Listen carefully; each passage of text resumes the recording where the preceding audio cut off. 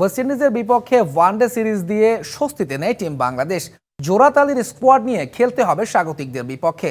নিয়মিত অধিনায়ক নাজমুল হোসেন শান্ত সহ শঙ্কা দেখা দিয়েছে তাওহিদ হৃদয়ের খেলা নিয়েও। 8 ডিসেম্বর সেন্ট কিটস অ্যান্ড নেভিসে শুরু হতে যাওয়া ওয়ানডে সিরিজের জন্য রবিবার দল ঘোষণা করতে পারে বিসিবি। ঘরের মাঠে বিদায়ী টেস্ট খেলতে না পারা সাকিব আল হাসান খেলবেন না ওয়েস্ট ইন্ডিজের বিপক্ষে ওয়ানডে সিরিজ, তেমনটাই গুঞ্জন মেলছে ডালপালা। দেশে অবাধ যাতায়াত ব্যবস্থার শর্ত দিয়েছেন সাকিব। বিপরীতে বিসিবি প্রেসিডেন্ট ফারুক আহমেদ একাধিকবার গণমাধ্যমকে জানিয়েছেন সাকিবের নিরাপত্তার বিষয়টা নেই তাদের হাতে। But it looks like unlikely to play the next series. নিজ শহর বগুড়ায় অনুশীলনের সময় চোট পেয়েছেন ওয়ানডে দলের আরেক গুরুত্বপূর্ণ সদস্য তাওহিদ হৃদয়। বিসিবি সূত্রে জানা গেছে, হৃদয়ের মেডিকেল রিপোর্ট হাতে না পাওয়া পর্যন্ত অপেক্ষা করতে হবে, এরপর নেওয়া হবে সিদ্ধান্ত।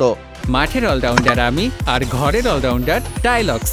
টাইলক্স টয়লেট ক্লিনার, ক্লিন মানেই টাইলক্স। আফগানিস্তানের বিপক্ষে ওয়ানডে সিরিজে হ্যামস্ট্রিং ইনজুরিতে পড়েন নিয়মিত অধিনায়ক নাজমুল হোসেন শান্ত। আপাতত রিহ্যাবে রয়েছেন এই ব্যাটার। তবে ক্যারিবীয়দের বিপক্ষে 3 ম্যাচের ওয়ানডে সিরিজে একাধিক ম্যাচ মিস করতে পারেন শান্ত, তেমনটাই জানা গেছে। ক্যারিবীয়দের বিপক্ষে ওয়ানডে সিরিজে পাওয়া যাবে না কাটার মাস্টার মুস্তাফিজুর রহমানকে।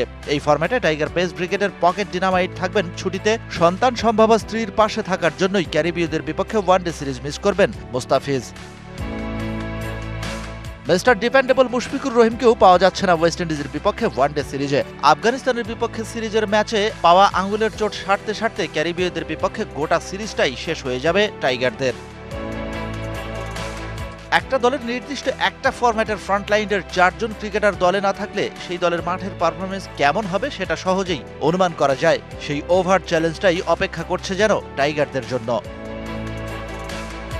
Shahan Papon, DBC news, Dhaka.